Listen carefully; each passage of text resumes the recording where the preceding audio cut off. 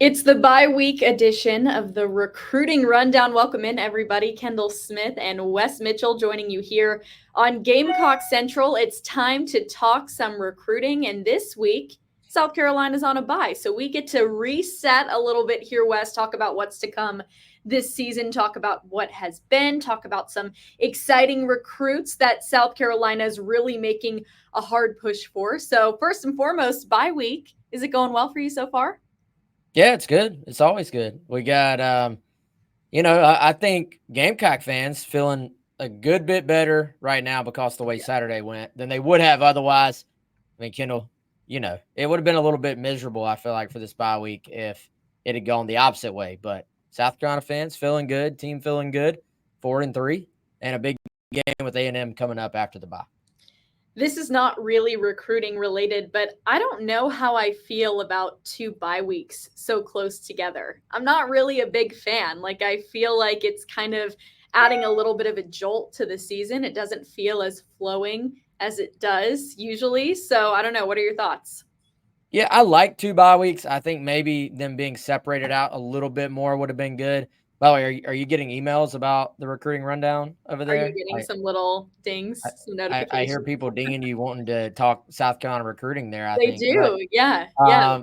yeah, I think when you have like Beamer talked about it, this is your last opportunity now to like get everybody healthy to like you better be ready because it's going to be a 5-game grind down the stretch. And you look at it, I do think again it's not recruiting, but that 5 games it looks kind of manageable. So I think it's not a bad way to split up the season. They are very close together, so it's a little bit disjointed.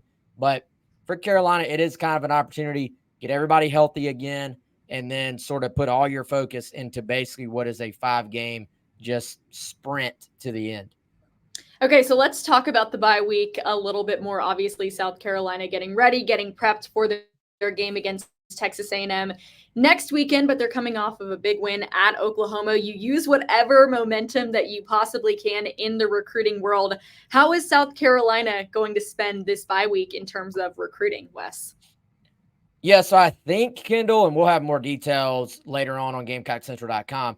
I imagine what they're going to do will be similar to the other bye week. And so they're still practicing in terms of the early part of the week. Like the guys will have their normal practice, but it'll probably be Monday, Tuesday, Wednesday. And then typically what the staff will do, they'll use the end of the week to get on the road recruiting. And, last time that meant assistant coaches. That also meant Shane Beamer. And so I do think what you have is it's always a good time to go into schools when you're coming off of a big win like that, when your season is going pretty well. Obviously, you're going to take those recruiting visits anyway, but you don't necessarily love going in if you were, 2-4 or something and just sort of coming off a bunch of losses. So for them to be 4-3 now, coming off of a big win and able to talk about that, able to talk about some momentum, that's a good thing. And basically this time of year, what you're doing, you're meeting with a lot of times in person your 2025 targets, but also you're starting to check up on those 2026 guys as well, because as we've talked about before, as we've talked about here on the show, it is it starts earlier and earlier, Kendall. So you are laying those foundations for what your future class is going to look like and which guys are going to really consider your program as they start to narrow their focus. So, shameless plug, Wes and I did an entire show last week about the class of 2026, talked specifically about some recruits, a guy that's already committed to South Carolina. So, go check that out on GamecockCentral.com. It's on our YouTube page as well. Talking all about the 2026 guys, and we'll get into that a little bit later in this episode of the recruiting rundown. But like you mentioned, Wes, it seems kind of manageable for South Carolina as they go forward with this season, but you're not only looking at trying to win games on the field, you're looking at trying to win recruiting battles as well. So much of that comes from guys coming to Columbia for the weekend, taking visits, kind of getting the experience at Williams-Brice Stadium. So as we look ahead to this Texas A&M game, who might be coming? What can we expect of this weekend? This is very early, by the way, so we know that certainly things could change. Yeah, and not many specifics yet, to be honest, as far as the guys that are going to be in. But I do think much like LSU, much like Ole Miss, except with the advantage of this being a night game, which is it's just a lot easier for the high school guys to get in. You think about most of them are playing games on Friday night, then you're getting home late, you're having to get up, and if you're out of state, it's hard to get to Columbia by a noon kickoff and get to your seat. Like it's not just be there by noon, it's be there early. So I think for Carolina, this will probably be one of their biggest opportunities this year in terms of getting guys in. SEC matchup, A&M is really good as well. We'll see what happens with them against LSU this weekend, but I think you will have one of your bigger recruiting weekends of the season. Maybe a couple of official visits tacked onto that as well. That's something we're kind of monitoring, going to look to confirm in the coming days and really weeks. Honestly, when we do our rundown next week, Kendall, we will probably have, because we're going to do one, we're not going to skip next week. We will have a much better idea of the specifics, but already some buzz that this could be a big recruiting weekend for the Gamecocks.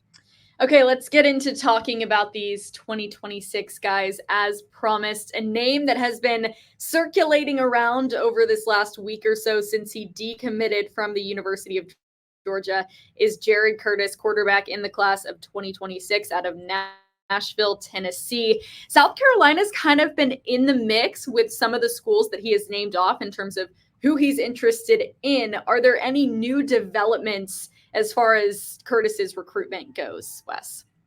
Yeah, Kendall, when you and I spoke last week, I think he had just decommitted. So we were still trying to figure out, all right, where is this thing headed? And there is a fairly big list of schools that not only are recruiting him, but also he seems highly interested in as well. South Carolina, one of those schools. As of right now, he actually told On3 that Oregon is sort of standing out above the rest right now. So it's still kind of early, I think, for him in terms of what this is going to look like. But Oregon's certainly a school to watch. South Carolina, a school to watch. Southern Cal, Alabama, Clemson, Ohio State, all schools that have been mentioned as well. And I think the thing right now to watch with Curtis is going to be, can South Carolina get him back on campus for a game this year? Now, they did have him on campus for a game earlier this year, so they were able to go ahead and let him take in that experience.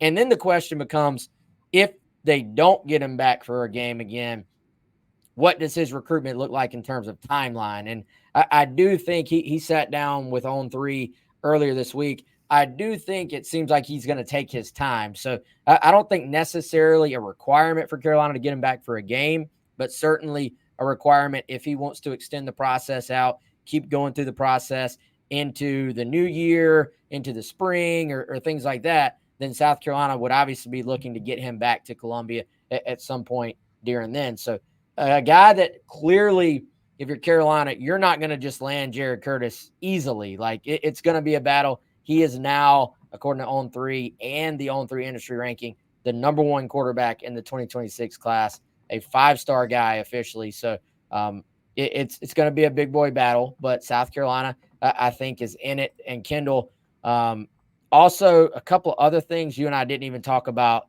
before we started. So I'm just going to go into this because I didn't even warn you, but a couple of other guys for 2026, Darius Gray, who's a 4-star offensive lineman from Virginia.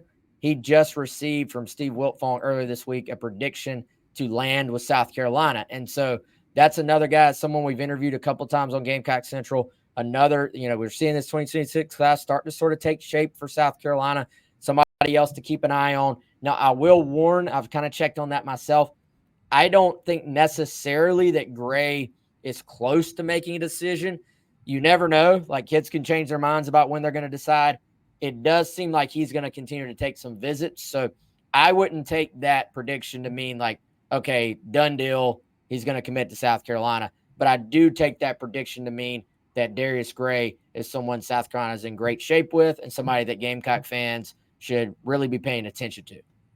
Wes, do you think Gamecock fans should feel pretty good about where South Carolina is at right now as this 2026 class starts to take shape, as you mentioned?